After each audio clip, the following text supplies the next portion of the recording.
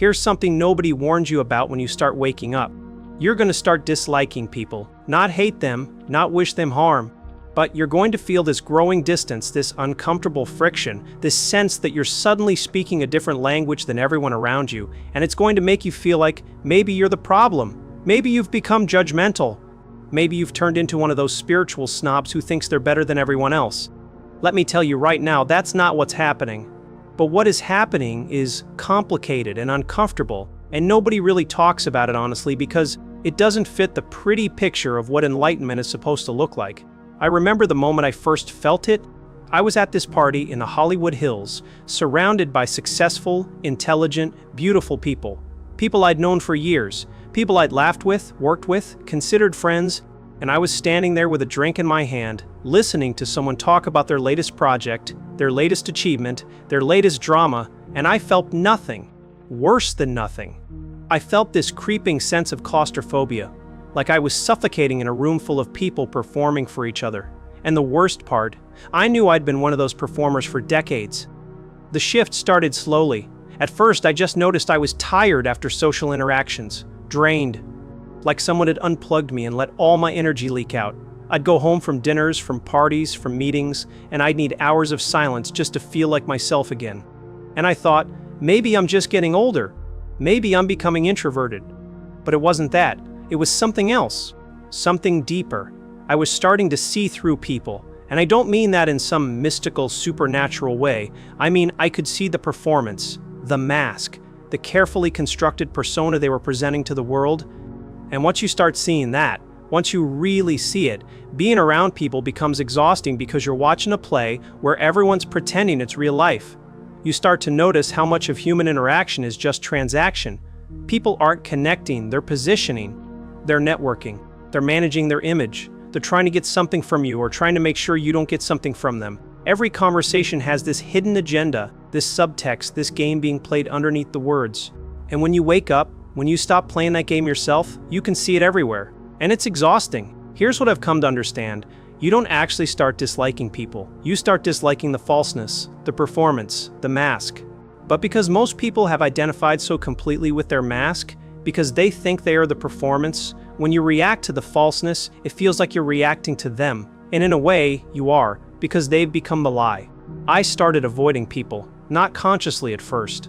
I'd just find excuses not to go to events. I'd decline invitations. I'd keep conversations short. And people noticed, Jim, you're different now. You're distant. You're not fun anymore. And they were right. I wasn't fun in the way they wanted me to be fun. I wasn't willing to put on the Jim Carrey show anymore. I wasn't willing to be the dancing monkey who makes everyone laugh while dying inside. The spiritually awake person starts disliking people because they can feel the unconsciousness. It's like being sober at a party where everyone's drunk. You can see how ridiculous everyone's being, how their inhibitions are down, how they're saying things they don't mean, how they're going to regret this tomorrow. And you feel separate, isolated, like you're watching from outside a glass wall. But here's where it gets tricky. You start judging that. You start thinking you're better because you can see it. And that's the trap. That's the spiritual ego sneaking in disguised as awareness. Because the moment you think you're more evolved than someone else, you've just created another mask, another performance.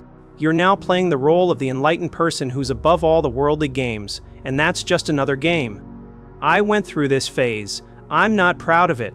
I looked at people with pity. Poor sleepers, I'd think.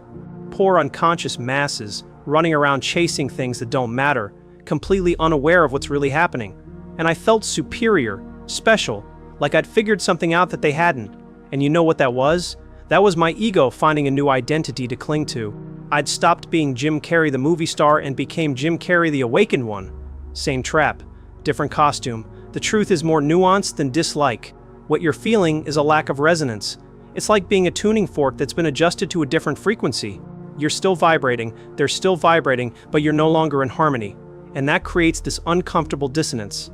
Not because anyone's wrong, not because anyone's bad, just because you're operating on different wavelengths now. You start disliking small talk because you can feel how it's used as a barrier to real connection. People talk about weather and traffic and what they watched on TV because they're terrified of going deeper. They're terrified of being seen. They're terrified of the vulnerability that comes with real conversation. So they fill the space with noise. And when you've tasted silence, when you've experienced the peace of just being with someone without all the performance, that noise becomes unbearable. You start disliking the complaints. Oh God, the complaints. People complaining about things they're not willing to change. Complaining about their jobs but not quitting. Complaining about their relationships but not leaving or working on them. Complaining about their lives but not taking responsibility for them. And you realize that complaining is just another way to avoid action. Another way to stay stuck while feeling like you're doing something. You start disliking the drama, the manufactured crises, the mountains made out of molehills. The way people create problems so they have something to focus on, something to distract themselves from the real questions. Because if you're always dealing with some urgent drama, you never have to sit with the existential emptiness. You never have to face the void. You never have to ask yourself who you really are when all the drama falls away, and you start disliking the advice. Everyone's suddenly got advice for you. You need to be more social. You need to get out more. You need to stop being so serious. You need to have more fun. And what they really mean is, you need to come back to where we are so we don't have to feel uncomfortable about where you've gone. They want you to be who you were because who you were made them comfortable. Who you're becoming makes them question themselves. And they don't want to question themselves. They want to stay asleep. But here's what I learned through all of this, and this is crucial. The dislike you feel isn't the end of the journey. It's the middle. It's the awkward adolescent phase of awakening. You've left home, but you haven't found your new home yet. You've stopped identifying with the old world, but you haven't fully embodied the new one. You're in between, and in between is uncomfortable. Because what happens if you keep going, if you keep diving deeper into this awakening, is that the dislike starts to dissolve. Not because people change, they don't. Not because you go back to sleep, you can't. But because you start to see something else. You start to see that everyone's doing the best they can with the level of consciousness they have. You start to see that the masks people wear are their protection, their armor, their survival mechanism. And underneath every mask is just a scared human being trying to avoid pain and find love.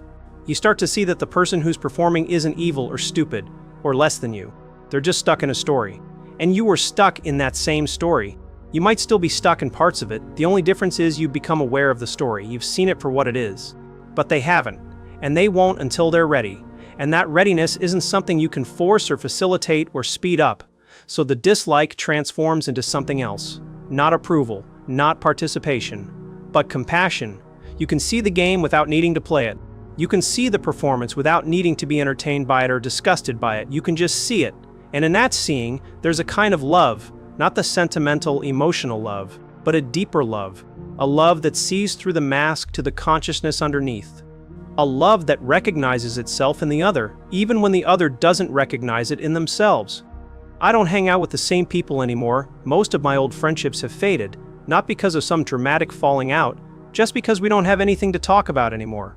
They're interested in things I'm not interested in. I'm interested in things they think are weird or depressing or too heavy. We've grown in different directions, and that's okay, that's natural, that's what happens. But the new people I've found, the few rare souls who are on a similar journey, those connections are deeper than anything I experienced before. We can sit in silence together and it's not awkward. We can talk about death and meaning and consciousness and it's not heavy. We can be vulnerable without it being a performance of vulnerability. We can just be. And that's worth losing 100 superficial friendships. Here's what I wish someone had told me when I first started feeling this dislike, this distance, this growing separation from people. It's temporary.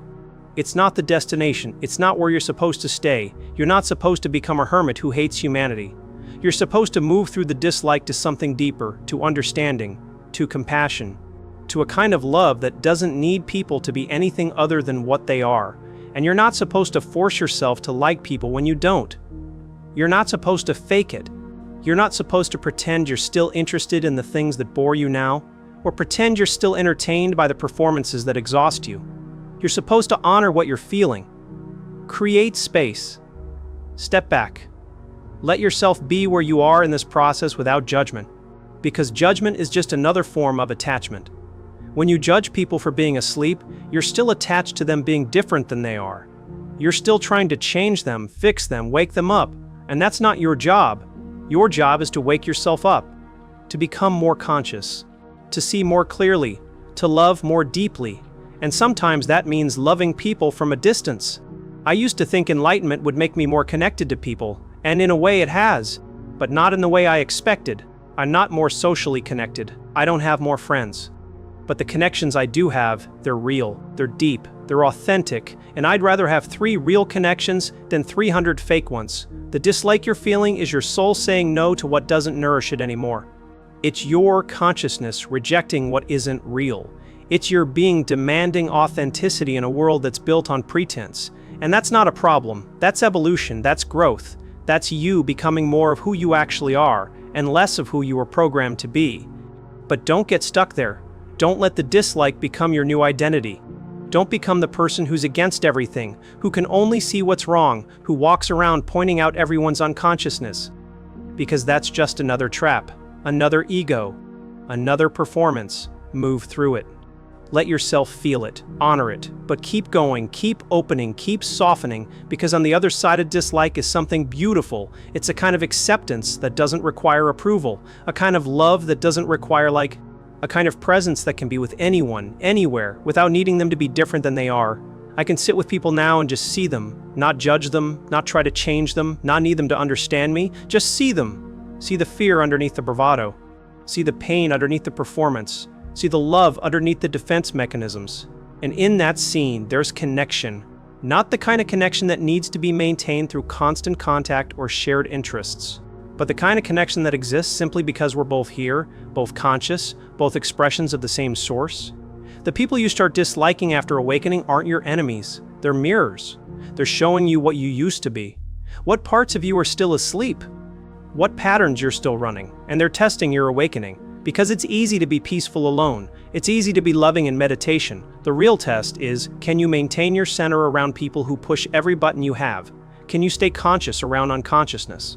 Can you be still in the middle of chaos? That's the practice, that's the real work. Not separating yourself from the world and declaring yourself evolved, but being in the world with all its messiness and unconsciousness and pain and remaining awake. Remaining present. Remaining loving.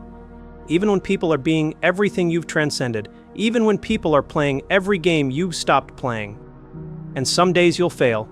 Some days you'll be judgmental. Some days you'll be frustrated.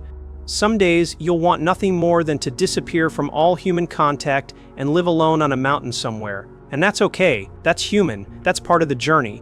You're not supposed to be perfectly enlightened. You're supposed to be awake to your own humanness, awake to your own process, awake to your own growth. So if you're feeling this dislike, if you're feeling this distance, if you're feeling like you don't fit anywhere anymore, you're not broken, you're not doing it wrong, you're in the middle of the biggest transformation of your life. You're dying to who you were and being born into who you are. And birth is messy, birth is painful, birth is uncomfortable, but what's being born is worth it. What's emerging is the real you, not the performed you, not the acceptable you, not the you that makes everyone else comfortable, but the authentic, raw, real you. The you that doesn't need to fake anything. The you that doesn't need to perform. The you that can just be. And that you, that real, authentic you, it's not going to resonate with everyone. It's not going to be liked by everyone. It's not going to fit into the boxes everyone wants to put you in. And that's okay. That's more than okay. That's freedom. Because you're not here to be liked. You're not here to make everyone comfortable. You're not here to play the role everyone expects you to play. You're here to be awake. To be alive, to be real. And sometimes being real means being alone. Sometimes being authentic means being misunderstood. Sometimes being awake means being separate from the sleeping world. But I promise you this, the loneliness of authenticity is better than the loneliness of pretending. The isolation of truth is better than the connection of lies. And the few people who see the real you, who connect with the authentic you, who love you for who you actually are and not who they need you to be, those people are worth all the fake relationships you'll ever lose. So let yourself dislike people. Let yourself feel the distance.